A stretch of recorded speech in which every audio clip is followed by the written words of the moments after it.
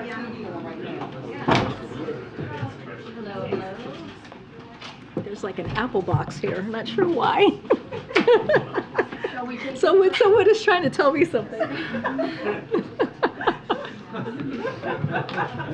With that, Happy New Year, everybody. Welcome back. And welcome to our first briefing of 2023. I hope everyone had a peaceful and just a restful holiday season. Okay, with that, I have one quick thing at the top, and then we'll get going. As we announced this past weekend, the president will travel to Covington, Kentucky tomorrow, where he will deliver remarks on how his economic plan is rebuilding our infrastructure, creating good-paying jobs that don't require a four-year degree, and revitalizing communities that are too often left behind. The president will be joined in Kentucky by Senate Minority Leader Mitch McConnell, Senator Sherrod Brown, Kentucky Governor Andy Beshear, and Ohio Governor Mike DeWine. Their visit will highlight the president's historic record of achieving bipartisan results for the American people. We'll have additional information to share about the president's trip later today, so stay tuned. But leaders across the administration will spend Wednesday highlighting the impact of the president's economic agenda and work to rebuild our nation's infrastructure. Vice President Harris will visit Chicago. Secretary of Transportation Pete Buttigieg will visit New London, Connecticut. And White House Infrastructure Coordinator Mitch Landrieu will visit San Francisco. With that, okay. Zeke, kick us off. Thanks, Karine. Happy New Year. Happy New Year. Wondering if the president has been watching the action going on the other side of Pennsylvania Avenue right now, and does he have a preferred candidate in that race? That's one way to put it. Look, as you know, the president served as a U.S. Senator for 34 years, and he understands how this process works. He certainly will not insert himself in that process. Look, we are looking forward to working with congressional colleagues, including Democrats, Republicans, and independents this year, and the new Congress, obviously, to continue to move the country forward for the American people, continue to build on an economy that is working, that because of the president's policy, if you think about the bipartisan infrastructure legislation that I just spoke about and how that's bringing, that brought both sides together and really going to deliver on an important item of the bridge for Kentuckians, but also in the region. So that's going to be our focus. We're certainly not going to insert ourselves in what's happening on the other side of Pennsylvania Avenue. And just a couple of national security questions for you, foreign policy questions. Does the White House have any response to the Israeli national security minister's visit to the Temple Mount? Does it believe that was constructive? Yes, so this is the mosque that you're talking about by the National Security Advisor there. Look, so the United States stands firmly, and we've been very clear for preservation of the status quo with respect to the holy sites in Jerusalem. Any unilateral action that jeopardizes the status quo is unacceptable, and we will continue to be steadfast on that and be very clear on that. And then separately, does the White House have any response? There's some pretty sharp rhetoric coming out of Beijing today in response to the testing measures that the U.S. and other countries have put in place on Chinese travelers over the last week or so. Has the White House seen that, and is any response to that? Yeah, so we've seen that. Look, I will not speak for China, but I'll say this: there's no cause for retaliation here. Just because countries around the world are taking prudent health measures to protect their citizens, that's what you're seeing from us and others. This decision is based on public health and science. This is coming from our experts here, and other countries like Japan, like South Korea, the UK, France, India, Italy, Malaysia are also taking similar public steps here. The World Health Organization is calling on China to release more data, which is vital to the to identify any potential variants. Again, there is no need for retaliation. This is something that all of us, other countries, are doing to make sure that we are protecting our citizens here. Before you ask your question, I just wanted to offer my condolences and the administration's condolences to your loss. And we were all very sad to hear about the passing of the executive producer of This Week of DAG. And I got to meet him a couple of times. He was an incredibly kind and wonderful individual, very smart and clearly passionate about his work, and served as such a mentor. And so we, our hearts and prayers go out to the ABC News family, to his wife and his very young children, and again, our condolences. Thank you very much for that. Thank you. You mentioned that the president looks forward to working with Republicans, presumably once they get their leadership sorted out. Now that we do have a new Congress in place, though, what is the first order of business where the president does look to try and work with Republicans? So I'm not going to get into specifics on what the policies or pieces of legislation is going to look like. We're going to wait for the new Congress to kind of settle in and get themselves situated. But what I will say is that the president has always been very clear. He's been clear when he was a president. He was clear when he was U.S.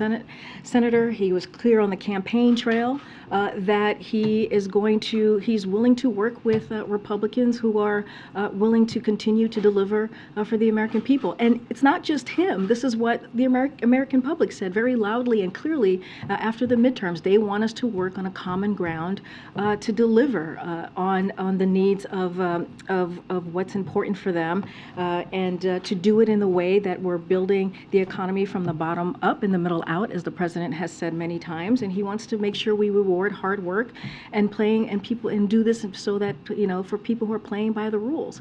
And so this is very important. We want to make sure that we address national security concerns and keep the American people safe. And so, some of you may have seen the president and the first lady on New Year's Eve. They were on your network, and you heard the president. It was just something that he says all the time. He's an optimistic person. He is very optimistic on what lies ahead and how we're going to move our country forward. Does the president see this leadership fight and have any takeaways from it in terms of whether it may make it more difficult to work with Republicans and getting any of these things done? I will say this. As you all know, we're going to go to Kentucky, as I just mentioned. We announced it a couple of days ago, clearly, that he's going to go there. It's going to be done in a bipartisan fashion. The bipartisan infrastructure legislation, the biggest infrastructure investment since 1950s. You think about the most significant gun reform in almost 30 years. You think about major China competitiveness legislation that's already bringing more manufacturing jobs back to America, and key help for veterans who were exposed to toxic chemicals in the line of duty. Those are things that the president has been able. Those are the historic pieces of legislation that the president has been able to do in a bipartisan fashion. And let's not forget, there are 200 pieces of legislation that was done in a bipartisan way in the first 2 years of his administration. So again, he's optimistic. We're going to see that bipartisanship tomorrow in Kentucky when we're out in the region, and I think that's incredibly important. One more thing, just to clear something up here. On Title 42, so the court says the administration still has the power to discontinue the policy on its own if it so chooses. I know you've said you're complying with the court, deferring to them, but is it your understanding that the administration has this authority or not? So the way I know we haven't really responded to this because we haven't had a briefing. So look, I'll say this just to kind of give a reaction here on the Supreme Court. So look, the Supreme Court's order keeps the current Title 42 policy in place while the court reviews the matter in 2023. We will, of course, the way that we see it, comply with the order and prepare for court's review. But at the same time, we're advancing our preparations, as I've mentioned, to manage the border in a secure, orderly, and humane way when Title 42 eventually lifts.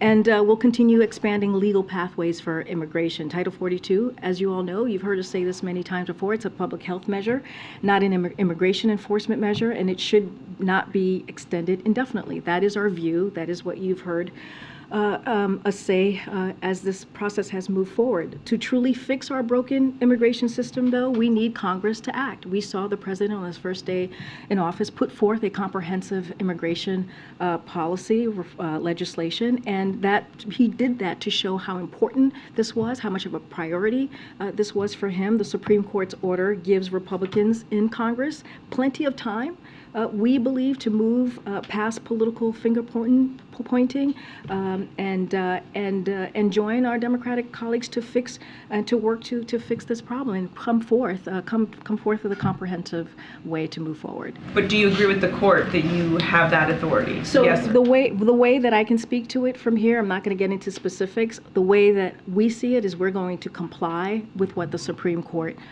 justice ruled in its current form with Title 42. I understand. Is there a difference of legal opinion here?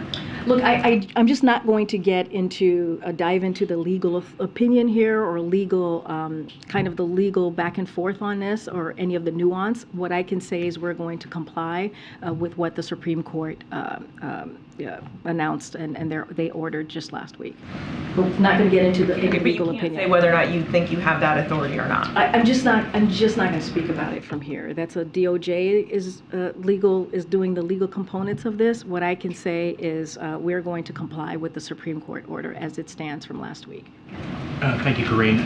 Just first, quickly on McCarthy again. I'm just curious if the president made this case on the campaign trail last year about how basically a vote for House Republicans would mean handing over leadership to MAGA extremism, in his words. Do you feel like this is an illustration of that in some way, and do you think it will make it harder for you to get deals done? I mean, the way that we see it is that, look, if you think about the midterms, and if you think what was being written about leading into the midterms just a couple months ago, which was there was going to be a red wave, right? That's what we kept on hearing, and that didn't happen. Right? What we saw was the American people said very loudly and clearly they wanted us to come together and work towards a common ground, right? Whether it's to deal with the economy, continue to build on the president's economic policy, whether it's our national security, whether it's protecting women's health care, all of those things is what we heard from the American people, or protecting our democracy.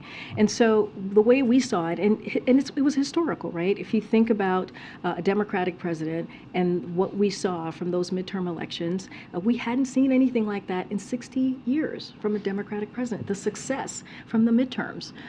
And it happened and it occurred because of this president's leadership, because of his messaging, because of what we led with, right? Because of all the policies that I just mentioned, including the bipartisan infrastructure legislation, right? Including the American Rescue Plan, which was the first piece of legislation that this president signed to get our economy back on its feet.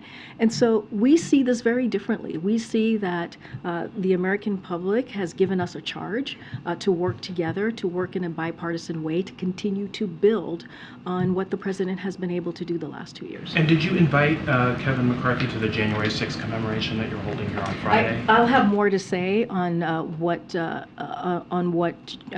we're going to be doing on January 6th. Just don't have anything to share at this time. Okay, and then just one other topic. Do you have any reaction to the missile strike that killed several dozen Russian military personnel, and understand it was U.S. arms that were used in that missile strike?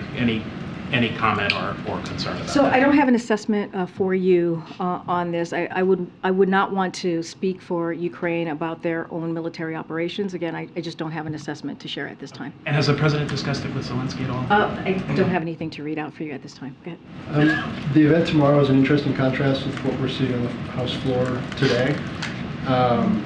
Was that intentional? Were you thinking through, President, Senate Minority Leader, a bipartisan law the day after what I think everybody expected was going to be a rather chaotic day on the House floor? Phil, it really speaks to what I just kind of laid out for Trevor as we talk about the results of the midterm election and what the American people said very loudly and clearly. They want us to work together. They want us to work towards a common purpose that will deliver for them.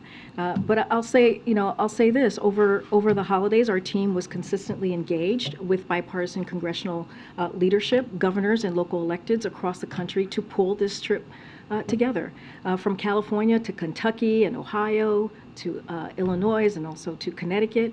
And so this is important. And let's not forget, this is a bipartisan piece of legislation, this infrastructure legislation that was done many, many months ago. And so this is what we're going to see, what you all are going to see tomorrow. Certainly I'm not going to get ahead of the president, is going to focus on this bridge, which is a main artery in that region that delivers for not just the people of Kentucky, but for that region as well. And so the president will speak more about this. You'll hear also a little bit more from us later today on what that's going to look like. But again, I think it can highlight that we do big, profound things for the country when we work together. And I think that's an important message to send to the American people, especially after the results of the midterm election. And then just one on foreign policy. Some officials brought some clarity to this last night, but just from the podium. The South Koreans were talking about kind of expanding efforts together in terms of deterrence, given what we've seen from North Korea. Can you kind of detail what exactly that may be, or what President Yoon was talking about? So just want to be very clear, just to reiterate what the president said yesterday. We're not discussing joint nuclear exercises. The ROK is a non-nuclear weapon state. So just want to be very clear on what the president was saying, and it is very much how it stands. But following their meeting in Cambodia, President Biden and President Yoon tasked their teams to plan for an effective, coordinated response to a range of scenarios, including nuclear use by North Korea. And so that is what the teams are working on, and what President Yoon was clearly referencing when he made his comments yesterday. And I will point you to his statement. He also made that clear in his most recent statement. So the United States is fully committed to our alliance with the ROK and providing extended deterrence through the full range of U.S. defense capabilities. One quick follow-up on Phil, and then another. Did the president over the holidays reach out directly to Senator McConnell to invite him to the event tomorrow as a show of the bipartisanship that you guys say? So as you know, we do not talk about or lay out private conversations with congressional leadership. Well, sometimes we do, but When it's in your interest. well, you know. All right, you may have caught me there a little bit, but look. I'm not gonna, you're gonna see them tomorrow. You'll be able to see for yourself that relationship that has been, they've known each other for some time now. But look, again, I'm not going to get into private conversation between the president and members of Congress, but what I can say and share with all of you is that our team was consistently engaged with bipartisan leadership, as I just mentioned, not just in Congress, but also with governors and local leaders. And this is an important issue, right? Again, let's not forget what the American people said very loudly. They want us to continue to build on policies like the president's going to talk about tomorrow, this bipartisan infrastructure legislation, and want to be very serious here. When you think about infrastructure, it is connecting communities, and that's what it is one of the vital things that we will see tomorrow when we are at the bridge. And then one just real quickly about the next trip, the Mexico City trip. I imagine you guys are going to do some sort of briefing later, but do you have can you give us some sense of what the agenda is? Obviously trade, but immigration, Title 42. What's the message? And I admit I don't have the details, but apparently there was some reporting this morning that AMLO had sent a letter or some sort of communication to the U.S. this morning detailing what he wants to be on the agenda. So as you stated, we'll have more details on the trip, including deliverables in the upcoming days. I'll say a little bit of what we've already shared.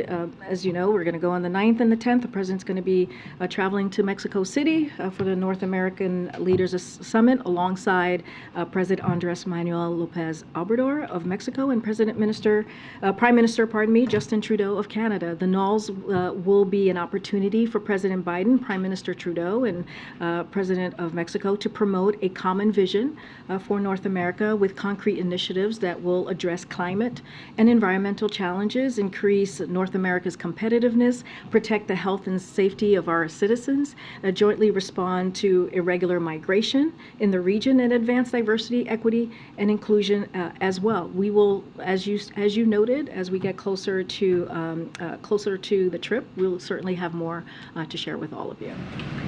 Yeah, quick one. Were Senators Rand Paul or J.D. Vance invited to the event tomorrow? Don't have anything to share on who was invited or not invited, but I can tell you who will be there tomorrow. Okay, and the president... I would point you to their offices.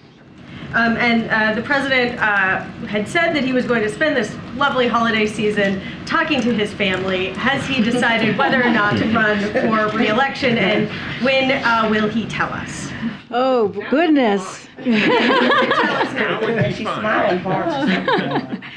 So look, as you know, I have to follow the law in terms of what I can discuss here. We do believe in the rule of law. I know some of you had something to say about that just a couple of weeks ago, but we do believe in the rule of law, and we will respect it, and we will honor that here from this administration. So look, you've heard the president say this directly after the most successful first midterms for a Democratic president, as I just stated, in 60 years, especially as we heard very loudly from the American people and the message that they sent. Look, he has said that he intends to run, and I'm certainly not going to get ahead of the president. What I can say is that his focus will continue to be and has always been on the American people. It is going to continue to be and has always been on what we can do to improve their lives. It will continue to be and has always been, how do we build on his economic policy? How do we build an economy from the bottom up and the middle out? And how do we continue to cut cost when we think about health care, when you think about the Inflation Reduction Act, when you think about the CHIPS Act, and making sure that we're bringing manufacturing jobs back here to the U.S., which we're seeing manufacturers doing. So that's going to be his focus. Again, I'm just going to reiterate what I said. I'm going to reiterate what the president said. He intends to run, and certainly, as I know from my job, I'm not going to get ahead of any announcement. Just a tiny holiday catch-up, or maybe not tiny at all because it was a giant meltdown. Does the administration have any thoughts about the Southwest Airlines meltdown? Are you guys satisfied with the performance of the airline? What is the administration going to do to make sure that passengers are made whole? Yeah, I have a couple things to say on that. I think that's a really good question. Look, Southwest Airlines failed its customers, point blank. The Department of Transportation will hold them accountable to their commitments to make their customers whole. While every major airlines face challenges from a pre-Christmas storm that wreaked havoc on the aviation system, all major airlines except for one, which is Southwest, clearly, were able to recover quickly. So Southwest Airlines acknowledged that all cancellations starting December 24th were controllable, in other words, not weather related. So that means the airlines assumes responsibility based on Southwest's prior commitments to customers. The airline must cover rebooking, hotel rooms, meals, and transportation to and from a hotel. What's more, Southwest must make their customers whole by paying for coach flights, rental cars, and trains to get people to their final destinations. And Southwest must return baggage as quickly as possible and reimburse passengers up to $3,800 in provable damage under Southwest's care. The Transportation Department is watching. They're monitoring this very, very closely to ensure that this all happens, and we'll seek fines from Southwest if it doesn't cover a cost. Thank you, Karine. Happy New Year. Happy New Year. To follow up on Tam's question, after we saw thousands of flights over the summer be canceled and delayed, we heard a very similar sentiment that you just said from Secretary Buttigieg, that we have to put more pressure on the airlines, that he thought that things would get better by the holidays, that you're pressing the airlines for better service. What did the administration do between those failures and the failures we saw over the holidays to try to make things better? So just a couple of things. So since 2020, to your question, our administration has made it a priority to help people get their money back from airline disruptions. That aggressive work has brought real results for the American people. In 2022, DOT issued the largest consumer protection fines against airlines in U.S. history. The Department of Transportation will seek fines from Southwest, as I just mentioned, to make sure that they cover cost as required. And look, our administration is going to continue to press for long-term solutions. This is something that we are committed to. You heard the president speak about this, making sure that customers who are kind of left behind, essentially, are able to recover in whole. So just two things I just want to lay out. In June, Secretary Buttigieg called a meeting of airline CEOs to address the unacceptable rate of cancellations and delays we saw during the summer, and demanded more realistic scheduling and better customer service. As a result, cancellations have decreased significantly since the summer, with the exception of Southwest over the holidays. Let's remember, all the other airlines were able to get back on their feet except for this one airline, which is Southwest. So look, these continued problems are unacceptable, and we will be very clear about that. And you've heard directly from the Department of Transportation, from Secretary Buttigieg over the last couple of days on this specific issue. Congressman Ro Khanna said that this mess with Southwest could have been avoided. He questioned why his recommendations to Buttigieg 6 months ago were not followed. Do you have any response to either of those things? So look, I just laid out what, look, we respect Congressman Ro Khanna. He is a friend of the administration. We've worked very closely with him, but I just laid out how seriously we have taken this since 2020, and the actions that we took certainly in 2022 over the summer, as you mentioned, the cancellation. And we have said very, very loud and clear, this is unacceptable, what we're seeing from Southwest specifically. Look, the work continues, and we are always welcoming to hear from others on how we can better help to improve this. But again, this is something that we have taken very seriously. We've laid out specific steps on how to move forward here. And I'm sure you all saw the letter that Secretary Buttigieg wrote to Southwest CEO about this particular issue. And we are going to make this a priority in making sure that we get people their money back into their pockets who are affected by this. This is a serious issue that we take very seriously. Just a couple on House leadership. I know you said the president wasn't going to insert himself into the leadership vote, but to follow up on Zeke's question, has he been observing the vote today at all?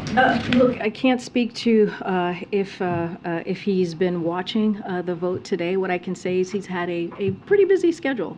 He did the PDB this morning, as you all know. He's had internal meetings with his staff all day. But look, this is, I say this because this is something he truly believes. He was a senator, right? He understands how this process works, and he's just not going to insert himself. He's going to let the process play out and continue to do the work of the American people. And then just finally, regardless of how it shakes out, does the president believe that House Republicans should find a way to push George Santos out of Congress? Look, this is something that the House Republicans, the Republican conference, they will have to decide what they owe to the American people in terms of standards and service. That is something that they have to decide on. And so we leave it to the Republican conference. Thank you. Hi, I haven't seen you in a while. Hi, nice to see you. Happy New Year. Happy New Year. A number of my questions have already been answered, so I'm going to switch gears to something else. Sort of a cultural moment occurred last night with the NFL football game. And coincidentally, the president will be in the Cincinnati area tomorrow, where the player involved, Hamlin, is hospitalized. Does the president or the White House have any reaction to that particular incident and where it stands with player safety and just how this really had a big impact on sports fans in the United States? So certainly the president has seen the horrific news of Damar Hamlin's cardiac arrest during the game last night. It was, as I said, horrific, and millions of people saw that across the country. So, I'll say that, we hope his condition and his health improves quickly. And like the rest of the nation, our thoughts and prayers are with him, his family, and his teammates. I'm not going to get ahead and lean into any hypotheticals, but what we are praying for and hoping for is that his health improves. Welcome. Hi, thank you so much. I had a question here. First, on nominations, the White House announced this morning that Eric Garcetti will be re-nominated to be the ambassador to India. Can you talk a little bit about what the White House believes has changed since he was nominated in the last Congress? Say that last part. What has changed to think that the confirmation process will go a little more smoothly than it did last So time? look, as Secretary Blinken said very recently, our relationship with India is crucial and it's consequential. So we see this as a very important nomination, and as you know, been reported, we'll continue to seek the confirmation of Mayor Garcetti, who was, as you all know, voted out of a committee unanimously and with strong bipartisan support to serve as ambassador to India. And that's important as we're talking about bipartisanship, as we're talking how we're going to move forward. And this is what you saw with his particular nomination. So we see this as he is well qualified, Mayor Garcetti, to serve in this vital role. And we're hopeful that the full Senate will confirm him promptly. Again, he was voted out of committee in a unanimously with strong bipartisan support. And then I was also wondering if you could talk a little bit about the president's relationship with Representative Steve Scalise. Oh, I want to be careful here. As I said, we're not going to insert ourselves. I feel like this is where this is going. I just want to be careful in what's happening right now. Look, the president, as you know, was vice president. He was a senator for 34 years. He has many relationships with members of Congress. Not going to getting into details here about any one specific relationship. We are going to allow the Republican conference to, have their process play out, and I'm just not going to say more. Just one final question. In November, President Biden said that he had completed, quote, part of my physical and would be getting it by the end of the year. Has the president completed his physical, and will the White House be releasing? We are, to start with your last comment first, we will be releasing his full physical in a transparent way, the way that we did the first time around as president. So that is going to happen. I've said that before from here. Don't have a timeline for you. It's going to happen in the next probably couple of months. But I'll say this, the doctor has said this as well, is that the president is in good health. He's very active. You see it for yourself with your own eyes, but we will be sure to be transparent, just like we were the first go around when he in his first year as his presidency. Go ahead, Stephen. Thanks, Karine. It's been a century since the House of Representatives has failed to choose a speaker on the first ballot. Since then, a couple of modern exigencies have been essentially offered by the Congress to deal with modern potential problems. One is presidential succession. Another would be intelligence briefings. Does the absence of a Speaker of the House at this moment, is there anything we should know about how the White House views that from a constitutional or inter-branch standpoint? Well, look, it's a good question. A little bit of a let the process play out, right? It's a little bit of a hypothetical here. I don't have the specifics on how that works out. But look, we have to see what the Republican conference does. Again, we're not going to interfere. We're going to let that process play out. Just don't want to kind of dive into any hypotheticals until we see what occurs today. Broadly, since January 6th, the president has talked about how foreign leaders have approached him and asked him about the health of American democracy. Is there a message the White House would send overseas today as people look and see that the House of Representatives has failed to choose its speaker? Does it portend gridlock for the next 2 years, an inability of government to function here in the United States? Look, I think the president would point to what the American people have been very clear about, what the American people said, and I said this earlier. Look, the outcome that was reported by many and kind of said by many folks, just in this space, in the DC bubble, was that there was going to be a red wave, right? That it was going to be a very different outcome. And the American people were very clear. They want us to continue to fight for our democracy. They want us to continue to work on an economy that builds, that doesn't leave anybody behind, and build an economy from the bottom up, middle out. And I think that's important. It's important that that's what the American people said, very loud and clear. Look, again, not going to insert myself here, or the president's certainly not going to insert himself in what's happening today. We're going to let the process play out. I don't know where it is currently as I'm standing in front of you behind this podium, but this is something that the Republican conference has to figure out on their own, and they will do so. Thank you, Karine. Happy New Year. Happy New Year. Happy New Year. Not a daddy yet? We're in the birth month. Oh boy. Ooh. Will Joe Biden announce a re-election bid by January 30th? No. I thought you were gonna ask for my okay to name your daughter Karine. I thought that's where we were going here.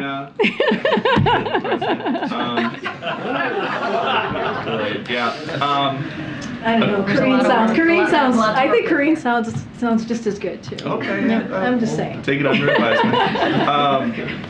I'll follow up to some of the immigration news from over the break. Does anybody around here think that the southern border is secure? What I can tell you is this is a president has been working since day one to work on border security, to make an immigration a priority. That's why he put forth a comprehensive immigration reform plan, legislation. And here's the thing. As the president is coming forward and trying to come up with solutions, the difference here is that you have Republicans, as you know, who are doing political stunts.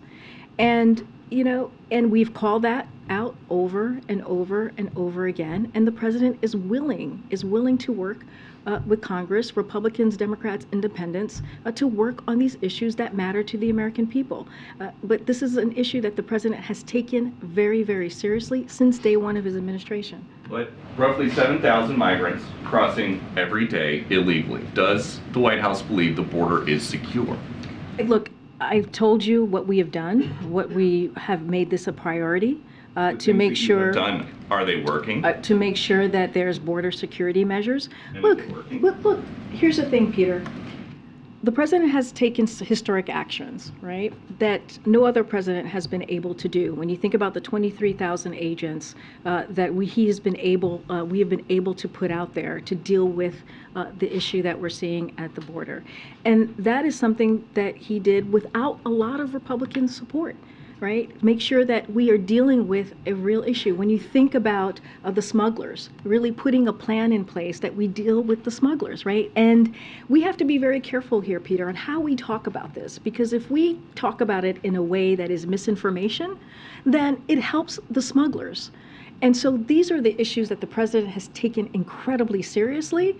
And again, I will say this, I just said it moments ago, he's willing to work with Republicans, he's willing to work with Democrats, he's willing to work with independents to work on this issue, to move forward with his comprehensive plan that he put forward on day one of his administration. And another topic with the new Republican majority coming in, the House Oversight Committee is laying out their new investigations. And they claim to have evidence that Joe Biden lied to the American people about his involvement in his family's business schemes. Did he? So look, I've said this before and I'll say it again. House Republicans promised that fighting inflation during the midterms was going to be their number one priority. That's what they said was important to them, and that's what they said that they wanted to do. But instead, what they're doing is wanting to do an investigation on the president and his family. That is their focus. They don't want to focus on the American people and their family. They want to focus on political division. They want to focus on something that the American people do not want to see, as we saw from the midterm elections. Look, I'm not going to get into the specifics of any of the oversight here. We have a White House counsel that's going to my colleagues who are going to deal with this. So I will point you to them. And again, I'll point you one more thing. I'll point you to tomorrow. Tomorrow we're going to see a trip, an event where that's going to be done in a bipartisan way. So there's ways to move forward for the American people, for American families, in a way that works. Go ahead, John. Thank you, Karine. Last week's visitor log release showed the most recent meeting between Sam Bankman-Fried and a White House official, Steve Ricchetti. In this case, this was his 4th meeting of the year. I'm wondering, given this first briefing since then, if you can give us any sort of summary of what has been discussed in Mr. Bankman-Fried's meetings with the White House over the course of the year? Yeah. So let me give you a few rundowns here. As we've previously confirmed, as you know, I know you're following this very closely, these meetings included Steve Ricchetti and Bruce Reed. The meetings focused on pandemic prevention related to Sam Bankman-Fried's foundation and general information on the cryptocurrency industry and crypto exchanges. Look, the administration has been clear about the need for Congress to take action when we talk about addressing cryptocurrency. The president, as you know, released an executive order on this topic just last March. And the president released a framework for protecting consumers last fall, and last November, Secretary Yellen renewed this administration's call for Congress to take action. So, as you know, the White House regularly engages with officials from a range of industries and sectors, including leaders in business and labor and nonprofits. Again, this meeting with Sam Bankman-Fried was focused on pandemic prevention related matters and cryptocurrency and crypto exchanges. When you were last asked, general information. Thank you. You said that you couldn't comment on whether the president has any view about whether Democrats or Democrat-aligned groups should consider returning some of the donations Mr. Bankman-Fried made. I'm just circling back on that to see whether that's still the case. He has no view on whether this money That is should... still the case. I don't have anything to share or any change of my comments that I've made before on this. Looking forward to this year, a lot of the last 2 years' accomplishments that you talk about seem less likely in a divided Congress. Needless to say, can you give us a sense of what you see as a sort of baseline target for success from your view in 2023? What do you hope to get out of a year with the divided Congress when some of the things that he relied on sort of heavily in the last Congress won't really be available to him this time around? I mean, look, I just mentioned, we're going to be in Kentucky tomorrow with Mitch McConnell, the Senate Minority Leader.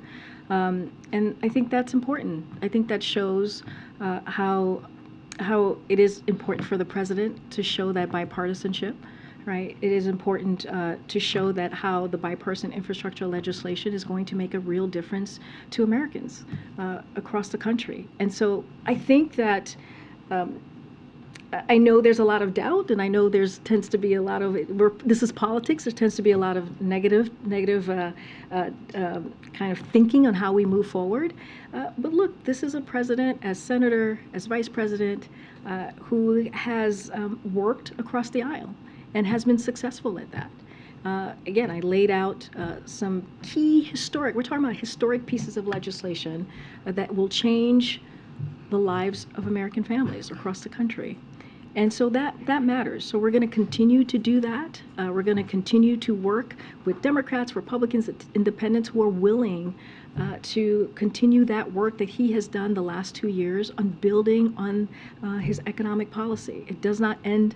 It doesn't end in the last Congress, and it hopefully will continue in a new Congress. Are there any particular topics where you think bipartisan bills are possible? I'm not going to get into specifics right now. I'm not going to get ahead of the president on what that's going to look like. What I can say is, when it comes to lowering costs, medical cost for the American people, as we started to do with the Inflation Reduction Act, we want to continue to do that, right? As it comes to making sure we're creating good paying union jobs, clearly we want to continue to do that. We want to continue to fight inflation, which is the president's #1 economic priority. So all of those things still stand. It's just a different year. Karine, I want to kind of piggyback off of Stephen's questions. Today is a very newsy day on the Hill, and the number 218 for the second time is elusive for Kevin McCarthy. What do you say to the American public as we're still figuring out what's happening on Capitol Hill? And this is not just about a vote. It could be a constitutional issue. Look, I just don't want to, again, want to be really careful here, not going to, you understand the power of the podium here, not going to insert myself on something that is currently happening on the other side of Pennsylvania, not going to get involved, not going to name names, just going to let that process move forward. And this is something also that the president understands. Like, this is a process that they have to decide on. But how do you how does the other side of Pennsylvania Avenue reassure the American public as the democracy is going through growing pains? Some may say there are cracks in democracy. How does this White House reassure the American public as all of this is going on? So look, separately and aside to what's going on as we're talking about our democracy, and the president has been very clear, we have to continue to fight for it.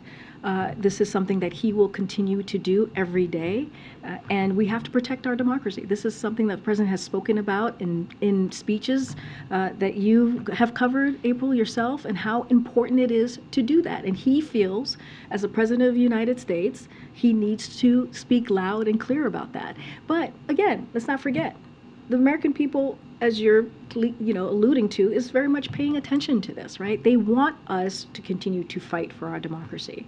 They want us to continue to protect our democracy. I don't want to, not going to get into what's happening on the other side of Pennsylvania, but this is, as it relates to our democracy, this is something that the president takes incredibly seriously. And lastly, at the very least, Hakeem Jeffries will be Minority Leader of the House. Has the president talked to him recently? What is their relationship, etc.? Look, I don't have a call to read out to you, but I can say that we are looking forward to working with Minority Leader Jeffries. We see him as a partner in this. He is incredibly impressive. The president believes he's incredibly impressive, and we look forward to working very closely with him, as we have been these past 2 years. And I think it's important, right? It's important to see that type of representation at that level. But aside from that, Hakeem Jeffries is a brilliant thinker, a great legislator, and again, we are congratulate him on his new role, and we'll continue to work closely with him. Thank you. Happy New Year. Happy New Year. I wanted to ask you about the first briefing of this year. What are the foreign policy priorities for the president for this year? For our goals for this year. So Jake Sullivan, our national security advisor, spoke to this very recently when he spoke at Carnegie just last month, actually. So this is a decisive decade, which is what he said, and we are focused on how we compete vigorously to advance our interest while building diverse coalitions to address the biggest challenges of our time. And if you look at 2022 just alone, as a standalone, President Biden hosted and met with leaders of the Americas, of Africa, of Southwest Asia, the Middle East, and the Pacific Islands. That is something that the president did in just 1 year alone. He's attended very consequential, if you think about it more holistically, the G7, G20, and NATO summits. This year, you will continue to see us enhance our strategic position over the long haul by doing a couple of things here that I'll list out: making significant investment in the sources of America's domestic strength, standing with Ukraine, and standing up for the principles of an international order that protects sovereignty and territorial integrity and rejects aggression, and in Europe and also around the world. Protecting Americans from threats at home and around the world as well, whether it's terrorism or cyber attacks, and building flexible coalition worldwide on food security, climate, technology, and other key issues. So this is how the president sees his foreign policy moving forward. This is what we've been able to do in the first 2 years, and again, so this is incredibly important to the president. And the president sees any prospect for peace in Ukraine this year? So look, we've been very clear about this as we talk about Ukraine and them moving forward, and basically, and you've heard us say this over and over again. Nothing about Ukraine without Ukraine. And so that's how we see this approach, and that is the consensus of this administration. We all support a just peace. That is something that we all support. You heard the president say those very words at the press conference, the 2+2 that he did when President Zelensky made his first trip in 300 days since the war, the aggression, Russia aggression started. But when we talk about just peace, that must include UN principles of sovereignty and territorial integrity, as I just laid out as we look at our 2023 goals. It is hard to take seriously the idea that Russia is prepared for good faith diplomacy when they are doubling down. And you guys are reporting in this. They are doubling down on annexing Ukrainian territory and insisting they get to keep it. And that's what they're doing. So that's not a basis for real diplomacy at all. So our job is to keep supporting Ukraine on the battlefield so that they're in the best position to negotiate at the table when that does occur. And finally, on Sunday, a large number of Afghan American women held a protest in front of the White House against the recent restrictions the Taliban has imposed on girls' education. What is the president's message to these Afghan American women? So we stand with Afghan women and condemn the Taliban's indefensible decision to restrict women's education and their rights. And so as we have made clear, these actions by the Taliban will further alienate them from the international community and deny them the legitimacy that they so desire. And so we remain in touch with our partners and allies on this issue, and we'll continue to take steps to advance our shared efforts to support Afghan women and girls and provide a robust humanitarian support to the people in Afghanistan, and we will be steadfast about that. Thank you. Thank you. Happy New Year. Happy New Year. Is the White House concerned at all about the Israel and Russia seem to be the new Israeli government and the Putin government closing ranks, it seems, quite openly? And just a very quick other question, do you have anything on the possible Kishida bilat here at the White House? Thank you. So on your first question, so look, I'm not going to speak for Israel here, but the U.S. position remains clear. And it's basically a little bit of what I laid out just moments ago. Russia's war in Ukraine is a violation of international law and serves as a threat to global peace and security. The United States will support Ukraine as long as it takes in the face of this unprovoked war of aggression. And our support will continue for as long as it's needed. Extremely close ally, Israel, you don't want to speak for the Israelis, obviously, but there's an extraordinarily close alliance. So does the U.S. not have anything more to say on? I mean, we have said this about many other countries, right, who have been, where we have been asked about their relationship with Russia. Look, we're just not going to speak for them. We're going to lay out what's at stake and what's important in this moment. Thanks. Kishida. We'll have more to say about that soon. Don't have anything right now to share. Karine. Thanks, Karine. Yeah, happy New Year. So the president took credit when gas prices were coming down. Now the barrels leaving the Strategic Petroleum Reserve, well, that's ending. The president's not changed anything with energy policy. Is the president's policies then taking credit for the gas prices rising over the past 7 days? So look, I want to make note here because this is important. We've made significant progress in lowering the prices, gas prices specifically. Prices are down nearly $2 per gallon and are lower today than they were 1 year ago today, this very day. So we've seen a slight increase, yes, over the past week due to cold weather that shut down some refineries, but those refineries are coming back online, as some of you have reported, and President will continue to do everything he can to keep lowering costs for American families. That is a priority that you hear from him anytime he talks about the economy and how he wants to continue to lower costs for Americans. Once these refineries come back online, do you expect the gas prices to come back down? And the price of gas when the president came into office was $2.39 a gallon. I know, but I'm talking about 1 year ago, and that was 1 year ago was not when he came into into office, right? So, and we have been able to lower the price by nearly $2 per gallon. And let's not forget, one of the reasons 1 year ago we were dealing with this, almost 1 year ago, was Putin's war, and which caused gas prices to increase, and that started in February of just last year, February 24th to be exact. And so that's what I'm talking about. We've been able to do that work to bring costs down by nearly $2 a gallon. Look, we expect once those refineries are getting back online that prices will continue to decrease. Thanks, Karine. Back on the president's trip to Mexico in the next few days, what is his message, or will his message be when he's there, to would-be migrants who may be confused about what the United States' immigration policies are right now, given the back and forth over Title 42?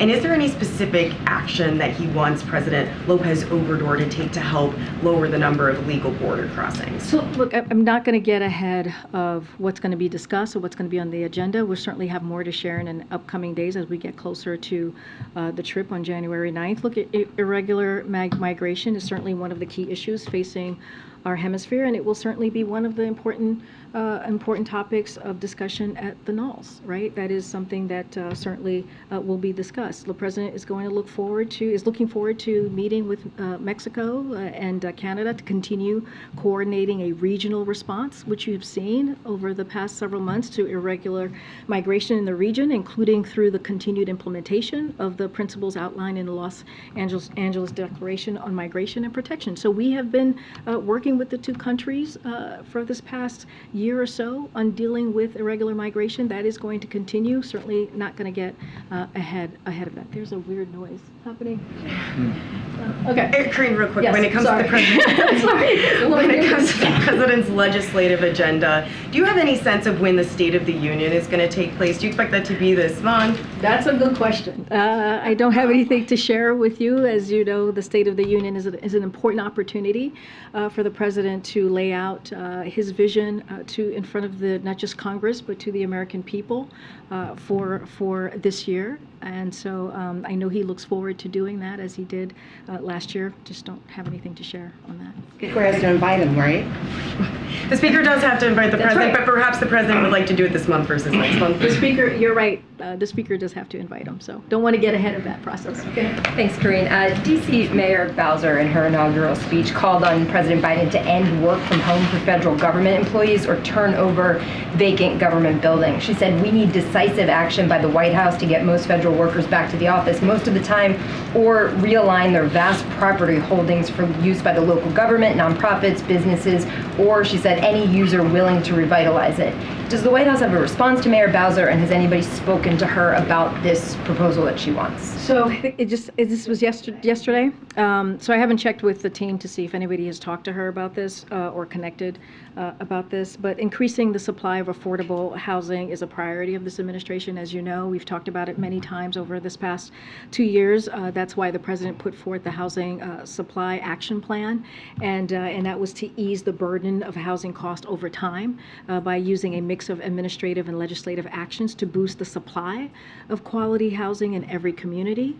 I don't have any announcement to make from here or to any response really to Mayor Bowser, but clearly this has been a priority for this president, which is why he put forth this action plan. Specifically on the issue of federal workers, in his Christmas speech on December 23rd, the president said, "Things are getting better. COVID no longer controls our lives. Our kids are back in school. People are back to work."